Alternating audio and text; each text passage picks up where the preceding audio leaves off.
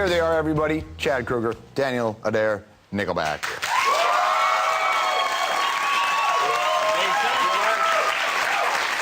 So, you have, because it is Monday night, you were on the weekend inducted into Canada's Walk of Fame. That's exciting. Very, very exciting. Very exciting. Surprising? Yeah. We're going to have to hire somebody to scrape all the gum off of it on a weekly basis. Well, first you're going to have to roll the guy who's sleeping on it off. Right.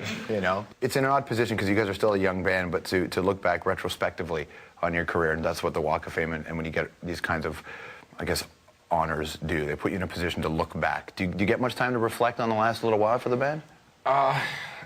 My reflecting comes at the most bizarre times. Like I'll be brushing my teeth in the morning, or just some, it's not usually at award shows where I'm sitting there going, oh, I remember when I'll just be, like I said, brushing my teeth in the morning and look in the mirror going, oh God, I'm so glad I don't have to get in a van.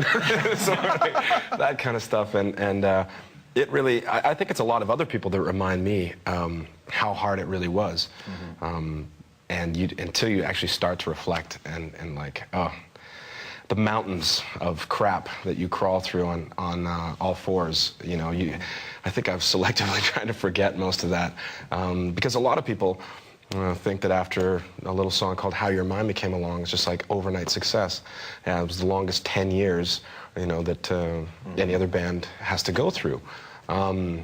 But everyone always thinks it's that overnight success. Well, I remember when you had the song "Leader of Men" that was on the radio. Then when I was working at a rock station in Toronto, and then it was on, and then you were calling yourself. You did all the radio promo, and then the song didn't really catch. You didn't get the support. It went away. Then it came back again. Right. And there was this process, and I wondered if, as a human being, if you reach a point where you're like, I can't. This isn't working right now. I don't want to do this.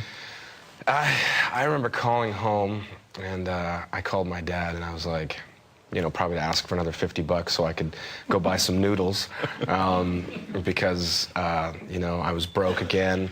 Whatever money I could get, was gone, and I remember saying, I can't do this anymore. All my friends they're getting out of college and they're getting good jobs, and they're all making six figures.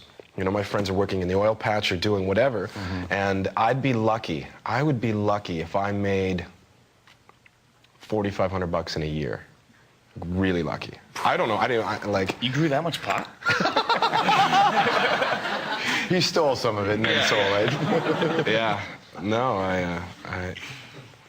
I was.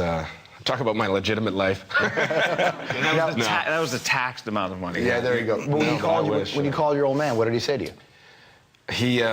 He said, you can't quit. I said, you can't quit now.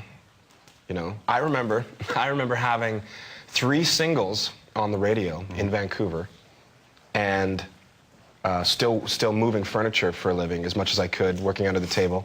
I was probably making like $7 an hour. And I walked into somebody's house and they're like, aren't you the singer for Nickelback? I'm like, yeah, where do you want this? It's heavy. Oh, the life of a Canadian star. Oh, that's amazing.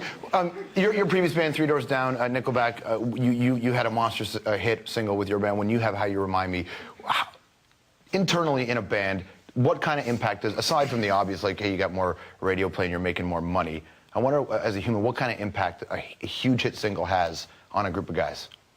Man, no one can really prepare you for that whole process, there's no school to go to say, okay, this is how you have to prepare emotionally, and this is how the world's going to shock you, and all of a sudden the crowds double, they quintuple, you know what I mean? It's such a surge of all this stuff, it's actually quite overwhelming, so you just drink. But sadly, that's what happens to a lot of people, and it does them in, right?